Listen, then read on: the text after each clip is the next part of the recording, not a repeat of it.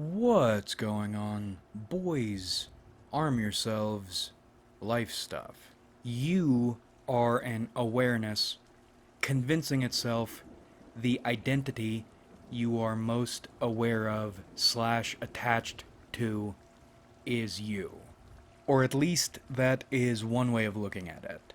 I am into the double digits of gray hairs, enough I can't hide them, and I'm looking at myself in the mirror at work, examining my hair, and I got hit with this awareness. This life you're leading isn't you. It is a car you're driving. Sometimes, maybe times like this, you realize you are locked inside of, and you can't pump the brakes. And I'm standing there, and ephemeral Skimmerlit is examining his hair, and awareness Skimmerlit is, just for a few moments, screaming, trying to get back to the ether, or at least away from this vehicle it is chained inside of. And then after that moment, the separation jostling stops, and they turn back into one. Part of that internal screaming in that moment, I think, comes from when you look at it, or when you look at yourself from whatever that vantage is, you realize your vehicle or your identity does not need to be conscious to do what it's doing. Your identity can exist without that awareness, without that consciousness. So why is awareness you chained to identity you, when identity you does not need awareness you? I don't know, but a few videos ago we were discussing transmissions from the depths of yourself and from elsewhere, and I would like to receive transmission die. I don't know about you, but for a long time now I've been walking around feeling this hazy bad all over the place. But in the last few days, this intense, ominous wave has come in. Almost like our world, or humanity as a species, is already dead, but hasn't realized it yet. But that awareness is starting to set in, and it's only a matter of time until the running corpse collapses.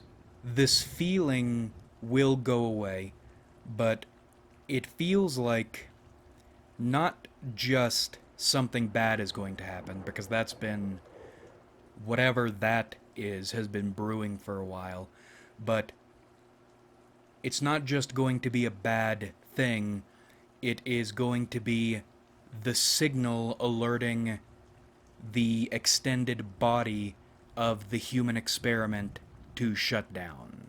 And I don't want to be here for that. I've had multiple nightmares recently about some kind of disaster scenario in which nothing goes right. The dreams are either execute Skimmerlit evening, or why aren't my color-coded magazines loaded? Or why are they loaded but with the wrong ammunition?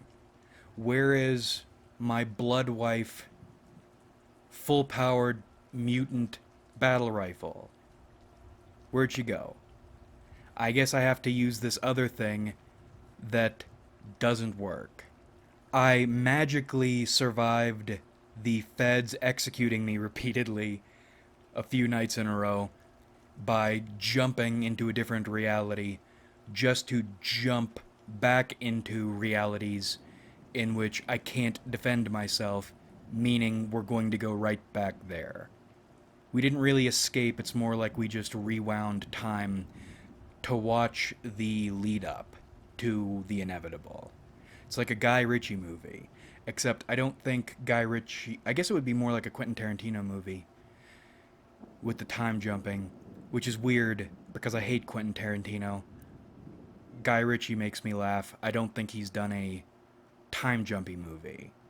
I want to receive my activation code, which is actually a deactivation code, because I think we as a species are starting to wrap up, or at least this epoch is wrapping up, and I can't do anything about it. Regardless, this is another video we're going to try to wrap a few things together that maybe shouldn't work together, but we lucked out last time and that worked out classically, somehow. I don't think we're going to have such luck this time, but we're going to try. And because YouTube is weird, we're going to talk about these things strictly conceptually. I've been thinking about NTR more than usual lately. If memory serves, well, I know it serves for this one and the other one. There might be others, but they don't spring to mind. NTR is one of my two pre-knowing what's going on interests. And I've always viewed programmed perversions as important for your analysis of the world. There is something in them that is there to help you understand the world and your place in it. And mine are not good. Not criminal, thank God, but not good. When you manage to get a good one to the Glagaland massacre just for the horror of it all, and you are basking in the glow like Colonel Kurtz of achievement and horror, there are things to think about. And I think I've made a breakthrough, prompted by the Glagaland massacre incident. I've been aware forever, it feels like, my perversions are located in pain and powerlessness. And that is an answer, but it's a rudimentary one. It's more like a step. You can observe the sky is blue, but if you want to go further, and you can, and you should if it matters to you, you can figure out why the sky is blue, and then what blue is. In addition to the blue following that horrible atrocity. And size is still at the... if the cruel, nasty world wants to fuck you over, it will fuck you over level. But that's not good enough, and I know it. But the key there is material horror, physical horror. You're confronting and contending with a physical hazard. The physical hazard of your life. Even if it's on a conceptual level, it hits you on that physical level. The threat is physical. NTR is a different form of threat. And I'm beginning to enjoy thinking of them as horror, because when you delve into size and you delve into NTR, one pattern you start noticing maybe, is they're almost like horror movies. NTR I call an emotional horror, because it is, but it's more like ego horror. Cognitohazards. SCP could have been cool, but you let people get involved and they ruined it. Cognitohazard is still a cool word. Here we're going to use ego hazard. Serious NTR is an ego hazard because it exists to threaten core aspects, core pillars of your ego directly. And what's interesting is even though NTR hits you in immaterial ways, the threat it poses is actually less conceptual, or the word is escaping me. When one thing or character directly represents an idea. The Fairy Queen starts off with all its characters operating in this capacity. I don't remember the word. It's not metaphor, it's not simile, it's not analogy. Regardless, the more emotional perversion hits you or threatens your ego more viscerally, not one thing representing another thing, than the material one does. Because with size, you are conflating nature, society, bad luck, your own weaknesses, etc., with something singular that represents all those things. Whereas with NTR, it is a direct attack on a few core aspects of your ego. And it's brutal because they are factual.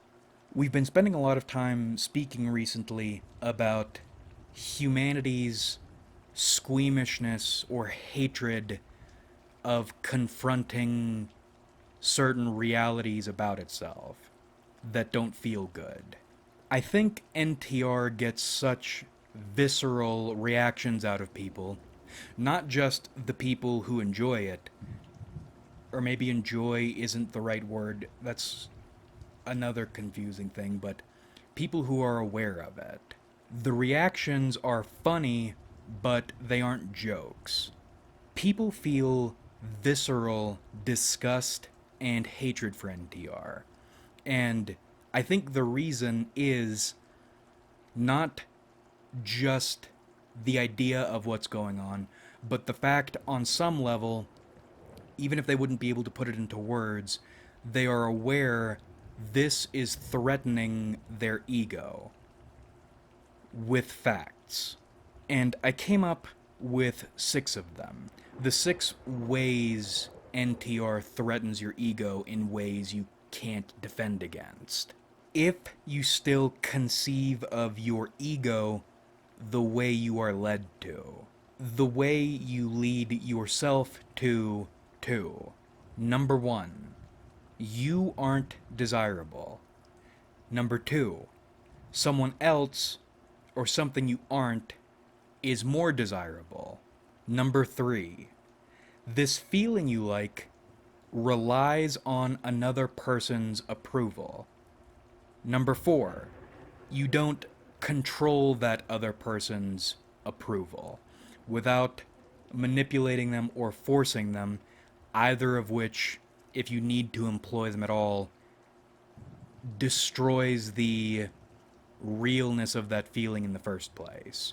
So you don't have control, you have no control over this feeling, and if you try to interfere with it in any way, you spoil it. Number 5, all 4 previous points are potential realities. You can't control love, and you are not perfect. And even in happy relationships, this awareness or these thoughts and these possibilities are going to be present. Culminating in number 6, you aren't necessarily special, parentheses, to anyone except yourself, because you're stuck with yourself. And the fact your identity is the only identity your awareness is inherently connected with doesn't make your identity special. Outside how you feel about yourself. If you feel about yourself. If love is important to you, NTR confronts you with a vector, a direct vector by which reality can remind you of things you already know but don't like thinking about.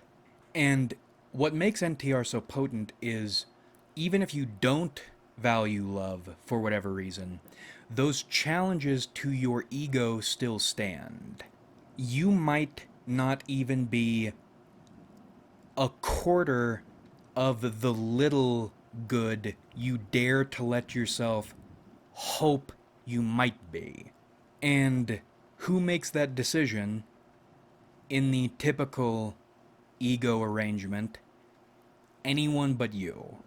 And I think all that links up with another painful aspect of reality I think NTR taps into well. Deception, but at a core and self-deceiving level. For me, probably top three, one of them most painful things in life is believing in something and having real faith in it. The sort of belief and faith, it's not just other people telling you, but you are telling yourself, only to realize it was all bullshit. This concept you have been building your life upon is bullshit. It's nothing. It's falsehood. Other people tricked you. You tricked yourself. And worst of all, always, you missed so many obvious signs because you wanted to feel like you could believe in something. You did this to yourself. It was their fault, too, but ultimately you're responsible because you could have noticed these things and saved yourself, but you chose not to. You stupid little thing. And the question that comes out of that, or should come out of that, is, are you going to let people, the world, and yourself, your neediness, your weak little need to believe in something just to feel the security of belief, trick you more? That is probably one of the reasons I hate dogma and ideology, and especially self-deception, so much. Crowds are walking into slaughterhouses and get angry, not even just with people who call them slaughterhouses, which is a stupid thing to do, really, because you aren't going to convince them. You should just keep your mouth shut. But even if you did keep your mouth shut, that wouldn't be enough for them, because you're choosing not to walk smiling into the slaughterhouse of ideology and self-deception is enough to threaten their mental and emotional security. You're alone choosing not to do these things threatens the soon-to-be slaughtered, not even the people who benefit from the slaughterhouses. I thought of another thing regarding these meme infections. Have you noticed anytime anyone tries to convince you to believe in something, your role in believing whatever they want you to believe is never campaigning for yourself. It is always campaigning for something that is not you. Even if the pipeline starts simple and friendly and reasonable for you, the pipeline always takes you to cogging for another person's machine. No ideology campaigns for you. Only you can campaign for you. And this leads us into two actually positive, holy shit, positivity ideas NTR leads us into. Number one, your failure, and I wrote this down, your failure to find the right thing to believe in doesn't mean there isn't a right thing to believe in. If you are a deception victim, that is your problem, and that's a good thing. It means You are a deception victim because you failed to discern the truth. That means there is a truth to be discerned if you become someone who can discern that truth. Deception on that core level, the sorts of deceptions you feel like you have lost a limb once you've uncovered them, and you are beating yourself mercilessly for letting this happen to you, means there is something to believe in. All you need to do is develop your skills enough, become a receiver strong enough, an operator skillful enough to pick up the right signal and recognize it as the right signal. These are achievable, natty gains. You can do this, but you won't do it lying to yourself, constructing your ego upon faulty foundations, foundations of lies. In the NTR example, telling yourself you are the best, or you are inherently special, or this or that would never happen, or you couldn't live without this. The best NTR leaves you shattered, but not dead, unless you choose that route. And if you have the strength to do that, I envy you. I bought a fiber gravitational resistance trainer from Home Depot, but haven't had the nerve to set it up yet. The second thing, definitely a left-hand path sort of idea, even though I'm still working out what all that exactly means, is, wrote this down too, don't let go. Grab on to the right things. There is this spiritual push, I think is a sham, that all you need to do is let go. That is bullshit. There are some things you should let go of. You should let go of the wrong things. But there are things worth holding on to for dear life, either you're already holding on to or you can find. In this letting go of everything sort of idea, they want you to throw the baby out with the bathwater. To what end, I don't know yet, but letting go of everything is stupid. They want the things worth holding on to not to be held on to. And I don't even think it's a special sort of level in which they don't want you to have things that are worthwhile. It's more like the things that are worthwhile are so worthwhile, they don't want them to be cared about by people. It's like separating a good god from its beloved followers. It's sickening. You don't hold on for your benefit. You hold on because something needs you.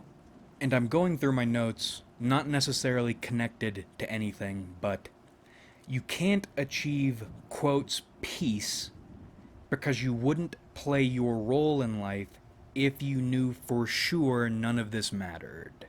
I think letting go is a grand psyop. When you have realized there isn't, or at least from your vantage, there appears to be nothing to believe in, the clear option is to believe in institutional nothing. And institutionalized nothingness, letting go, is safer for the powers that be than your staking it out into the wilderness and maybe finding that other thing that is worth believing in, that truth that you can find.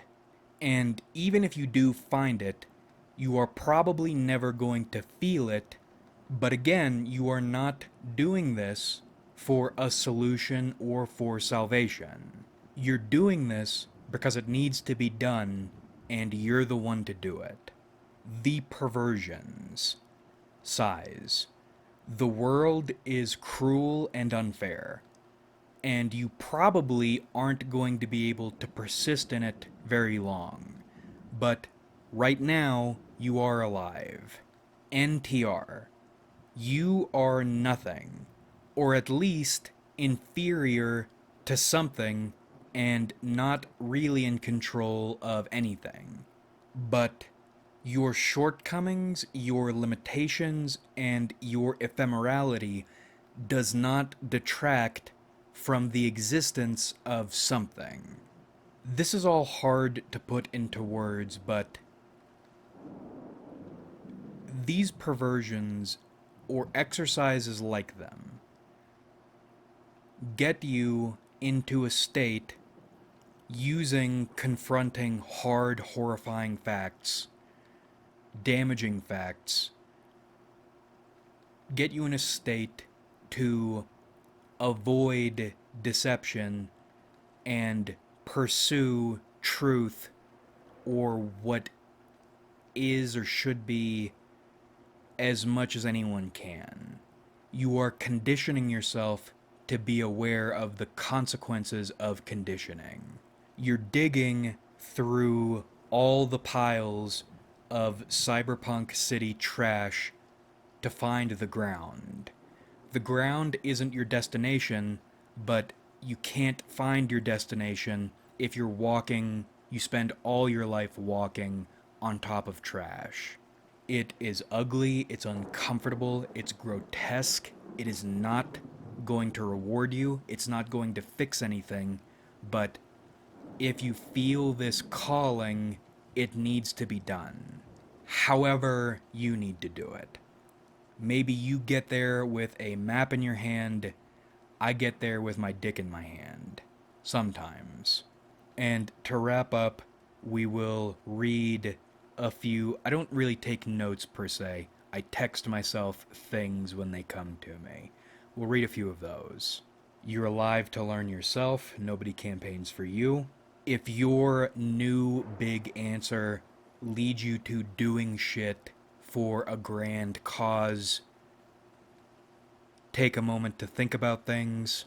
Knowledge isn't power, knowledge is for power. If you are learning with no intention to harness power, then you are probably better off learning nothing at all. Learning without harnessing power for yourself and only for yourself is called brainwashing. Be careful if your quotes enlightened learning conveniently leads you somewhere people are campaigning. To reiterate, you're alive to learn yourself. Nobody campaigns for you. Nobody but you. In that same vein, I was on a kick when I wrote these. I don't remember when I wrote these. Sometime today, I guess.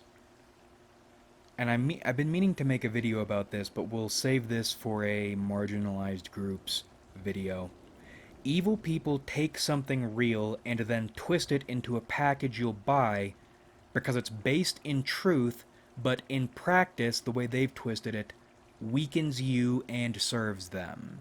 So, true beginning, deceptive conclusion, deceptive action. Size is about confronting your material powerlessness, semicolon. NTR is about confronting your emotional/ego powerlessness. You aren't essential to other people. You are essential to your awareness, your identity, and the progression of reality. Something that freaked me out last night. I've had some really ominous nights the last few nights. I woke up with a spider on my face the other night and I smashed it. And it was the corpse of that spider was big enough to leave a corpse, not a stain, and it shot spider juice, so much of it on my face and hair. After I washed it off, I could still smell it. You can probably tell I'm tired. This did not happen last night, it happened the other night. But holy shit. Ominous. Ominous. The idea, reality, I know time as a human invention thing is a meme. I mean, it's probably true. It is true. It's our measuring system. A clock is a ruler, but I think there are a bunch of different ways to think about time.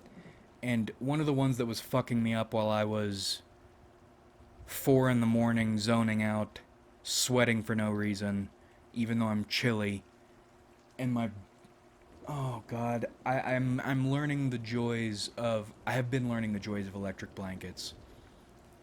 They're expensive. I got one for cheap and it died. I'm sweating. My electric blanket is dead, but I'm cold. Existence is static, but we perceive it as moving. You know I like bunches of answers. You know I love that shit. But I operate typically based on my point of view. But if that time is static thing, we just perceive it as moving, is the answer, then that throws a wrench in so many ideas about so many ideas about so many ideas. We would have to think about cosmology completely differently. Next one, I would rather I never have mattered than to accept I wasn't the most important. If you aren't first, you're last. We are going to need to discuss pastel hose at some point. You don't know who I am, and you don't know who you are. All you know are descriptions dopamine pumps have fed you, and you have zero interest in learning anything real because the mere idea you are insubstantial as a being offends you, parenthesis, open parenthesis, whether that's your fault or not, close parenthesis. The description should result from the substance. Our trouble is we've done away with the substance and kept only the description. We know a man is intellectual trademark, parenthesis, appearance, demeanor, talking points, etc., parenthesis, but we don't know what intellectual quotes actually is. We know what it's supposed to look like and sound like. That's it. They're going to perform their image of you at you, and M dash, minus all substance, yours or any other sort, because they don't have it and never did. They want to philosophize at you because they think you're a philosopher, but you aren't, and neither are they. This one's regarding love, NTR. What do you do when you realize your accomplishment, your happiness, your love, the peak you've always aspired to reach that makes everything worth it, was a mirage? You believed you escaped the desert, so perfect was this mirage, but you never did. People are still people, reality is still reality, and you are still you. What do? You embrace the emotions you feel. If I put a rock in front of you, what would you do to analyze it after you'd already done everything you could think to do? Inscrutable presence versus inscrutable absence. I like roosters because they're the strongest weak things, and they're there to die not to save others, but to give others enough time to save themselves. I got your everlasting ass. Sensory deprivation chamber, semicolon, mimetic deprivation state. You can't work or filter everything out, M dash. You center and separate so you can receive guidance from yourself and from your source. You're swimming in foam. Don't look at what you're looking at. Look for why you're looking at it, what you're expected to feel, and then to feel once you question, etc. Look not at objects but at context. Look at the water, not the things floating in it. Everyone is compromised, memes infect us all. Look behind people and their words, not at them. Like if you enjoyed, subscribe if you haven't.